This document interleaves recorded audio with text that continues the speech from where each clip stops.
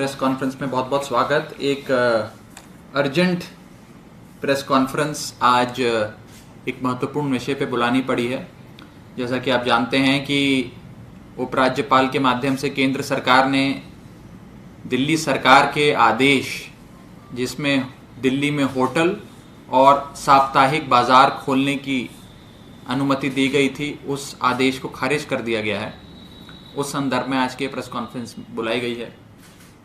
सबसे पहले तो मैं साफ तौर पे ये बात कहना चाहूँगा कि ऐसा प्रतीत होता है कि केंद्र सरकार को दिल्ली वालों को और दिल्ली सरकार को दुख देकर, केंद्र सरकार को दिल्ली वालों और दिल्ली सरकार को दुख देकर, उनके दुख और पीड़ा को देख आनंद का अनुभव होता है।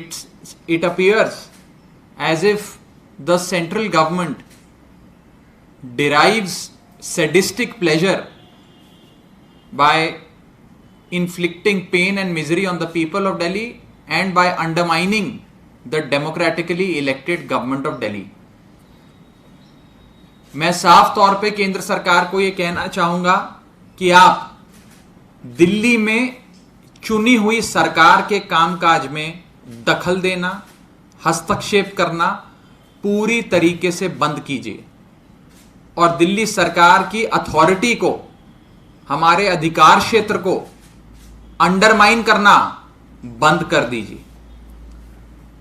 बीते कुछ दिनों में कई बार ऐसा देखा गया कि दिल्ली सरकार को और दिल्ली सरकार के आदेशों में दखल देकर उन आदेशों को बदला गया, उनको पलटा गया। सबसे पहला उदाहरण होम आइसोलेशन मॉड्यूल। वो होम आइसोलेशन मॉड्यूल केजरीवाल सरकार का, जिसका डंका विदेशों में बज रहा है, उस होम आइसोलेशन मॉड्यूल को केंद्र सरकार ने खारिज कर दिया था। दिल्ली सरकार ने और दिल्ली वालों ने विरोध किया तो केंद्र सरकार को वापस निर्णय की पुनर्स्थापना करनी पड़ी, लेकिन उन्होंने हमारे होम आइसोलेशन के आदेश को खारिज कर दिया था। दूसरा उदाहरण, हाल ही में दिल्ली दंगों के मामले में, न्यायपालिका में चल रहे मामले में वकीलों की नियुक्ति को लेकर जो वकील चुनी हुई दिल्ली सरकार, केजरीवाल सरकार ने चुने और कोर्ट में पेश होने का जिनको अधिकार दिया, उन वकीलों को बदल दिया गया। उस वकील के पैनल को खारिज कर दिया केंद्र सरकार ने। और तीसरा और सबसे चौंका देने वाला दुखद निर्णय आज आया है, जिस निर्णय में चुनी हुई दिल्ली सरकार के आदेश, जिसमें होटल और साप्ताहिक बाजार यानी कि होटल्स और वीकली मार्केट्स को खोलने की अनुमति केजरीवाल सरकार ने दी, उस अनुमति को केंद्र सरकार ने खारिज कर दिया। ये तीन बड़े उदाहरण मैं आपको दे रहा हूं, जो बीते कुछ दिनों में आपने देखा कि कैसे चुनी हुई सरकार के हस्तक्षेप में और दिल्ली वालों को पीड़ा देकर, दुख देकर केंद्र सरकार आनंद का अनुभव कर रही है। Is deriving sadistic pleasure. The central government is deriving sadistic pleasure by inflicting misery on the people of Delhi and by undermining the democratically elected government of Delhi. मैं तीन महत्वपूर्ण चीजें आपके सामने रखना चाहूंगा, जिससे यह साफ हो जाएगा कि केंद्र सरकार किस ढंग से एक सरकार को कुचलने की कोशिश कर रही है, सरकार के कामकाज में हस्तक्षेप कर रही है और दिल्ली वालों से कोई खासी बदला लेने की कोशिश कर रही है। तीन बड़े उदाहरण, होटल और वीकली बाजार के निर्देश से संबंधित तीन बड़े उदाहरण। पहला उदाहरण, 8 जून 2020 को केंद्र सरकार ने अपना ऑर्डर जारी किया पूरे देश भर के लिए, और उस ऑर्डर में कहा कि पूरे देश भर में अब होटल और साप्ताहिक बाजार खुल सकते हैं। 8 जून 2020 को ये तो केंद्र सरकार ने खुद कहा, और पूरे देश भर में 8 जून के बाद होटल और साप्ताहिक बाजार खुल गए। लेकिन आज जब हम दिल्ली में खोलने जा रहे हैं, क्योंकि दिल्ली में हमने उस समय नहीं खोले थे, उस समय हालात थोड़े गंभीर थे, आज जब हम दिल्ली में खोलने जा रहे हैं तो केंद्र सरकार को अच्छा नहीं लग रहा। दूसरा बड़ा उदाहरण, भाजपा शासित अपने राज्य, जहां कोरोना महामारी इतनी फैल गई है कि लोग अस्पताल के बाहर दम तोड़ रहे हैं, उन्हें बेड नहीं मिल रहा, वेंटिलेटर नहीं मिल रहा, आईसीयू नहीं मिल रहा, home isolation, oximeter, oxygen cylinder नाम की चिड़िया तक लोगों को वहां पे नहीं पता।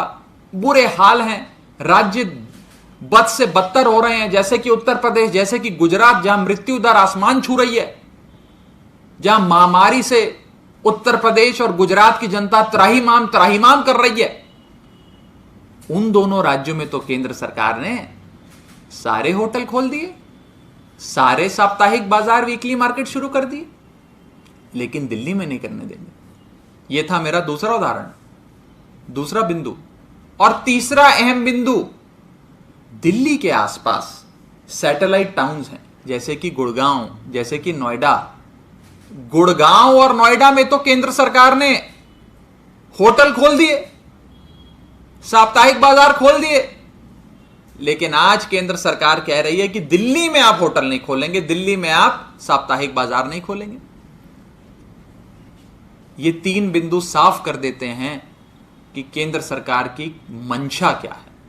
ये साफ कर देते हैं कि केंद्र सरकार दिल्ली वालों से कोई विशेष बदला ले रही है और दिल्ली की सरकार के कामकाज में हस्तक्षेप कर रही है।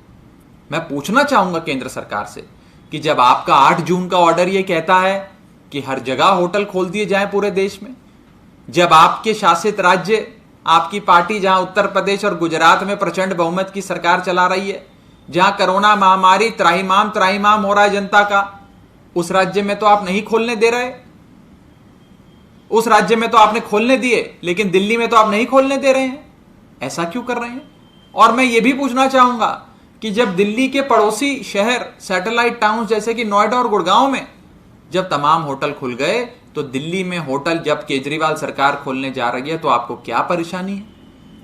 मैं आपको बताना चाहूंगा, क्योंकि मैंने गुजरात और उत्तर प्रदेश की बात करी।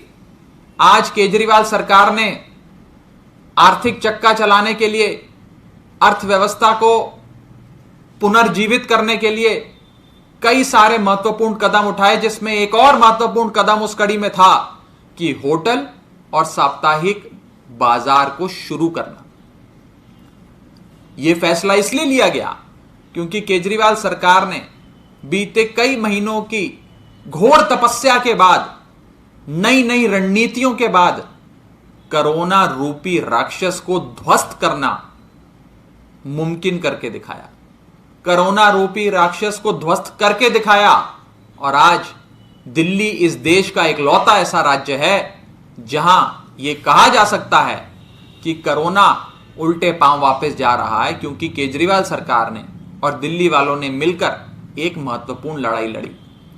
जब दिल्ली में हालात बेहतर हो गए हैं तो आज यह अनिवार्य है कि अर्थव्यवस्था पूरी तरीके से शुरू हो, होटल खुलें, साप्ताहिक मार्केट्स खुलें।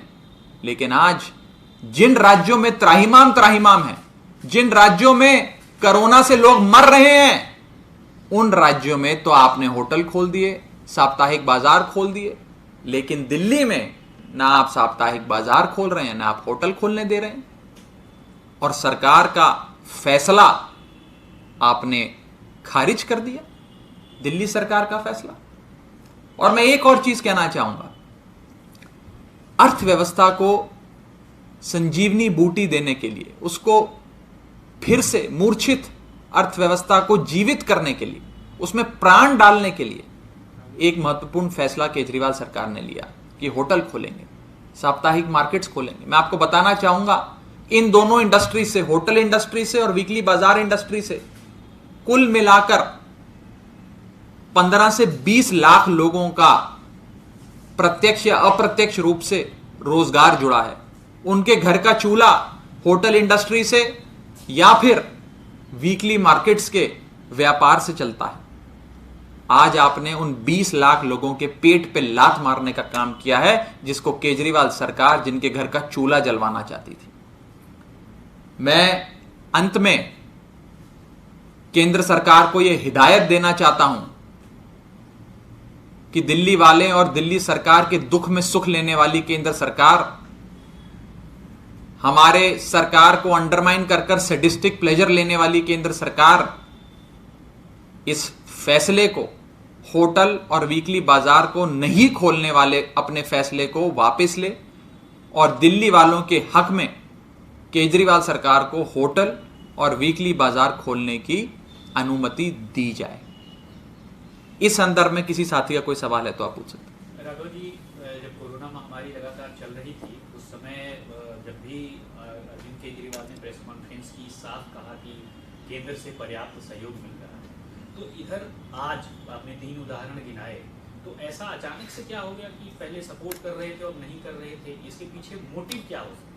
ये तो वही बताएंगे, ये तो केंद्र सरकार ही बताएगी कि क्यों उन्होंने इस प्रकार से एक लोकतांत्रिक ढंग से चुनी हुई प्रचंड बहुमत की सरकार को या तो नीचा दिखाने के लिए, उसकी अधिकार क्षेत्र, उसकी अथॉरिटी को अंडरमाइन करने के लिए उसमें हस्तक्षेप करना शुरू कर दिया है। और 3 बड़े उदाहरण मैंने आपको दिए, होम आइसोलेशन को खारिज करना, वकीलों की नियुक्ति को खारिज करना और अब होटल और वीकली मार्केट्स खोलने वाले उस आदेश को खारिज करना। ये तीनों चीजें दिखाता है कि शायद केंद्र सरकार को दुख में सुख लेने की आदत है। दूसरे के दुख से जो व्यक्ति सुख लेता है, जिसे अंग्रेजी में सैडिस्टिक प्लेजर कहते हैं, शायद उन्हें हमारे दुख में, दिल्ली वालों को दुख में देखकर आनंद का अनुभव होता है। यही नजर आता है मुझे, तो यही एकलौता कारण है शायद जिस वजह से केंद्र सरकार इस प्रकार के अटपटे फैसले ले रही है। अरे भाई, जब आपने नोएडा में खोल दिए होटल, गुड़गांव में खोल दिए होटल, गुजरात और उत्तर प्रदेश जो ऐसे 2 राज्य हैं, कर्नाटक भी, कर्नाटक जहां पर बुरी हालत है, रोज अखबारों में, न्यूज चैनल पे चल रहा है कि लाखों लोग इस कोरोना महामारी से पूरी बुरी तरीके से जूझ रहे हैं, लोगों की जानें जा रही हैं, अस्पताल में बेड नहीं है, वेंटिलेटर नहीं है, आईसीयू नहीं है, त्राहिमाम हो रहा है। उन राज्यों में खोल दिए होटल, उन राज्यों में मार्केट्स खोल दी, और जहां हालात सामान्य हो गए, जहां केजरीवाल सरकार के रामबाण ने कोरोना रूपी राक्षस को ध्वस्त कर दिया, उस राज्य में नहीं खोलने दे रहे। इसका जवाब तो वही बताएंगे। राघव, जो दलील दी जा रही है एसडी ऑफिस से वो ये है कि situation of corona is still fragile. क्या कोई फॉर्मल कम्युनिकेशन गवर्नमेंट के साथ हो रहा है इसके बारे में?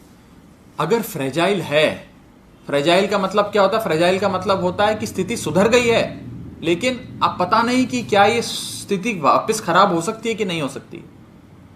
उस राज्य में जहां स्थिति सुधर गई है लेकिन आपको फ्रेजाइल लग रहा है, आप नहीं खोल रहे।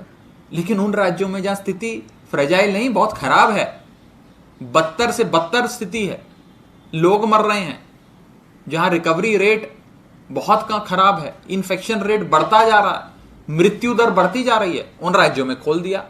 अब इसका क्या तर्क है? इसका क्या मतलब है?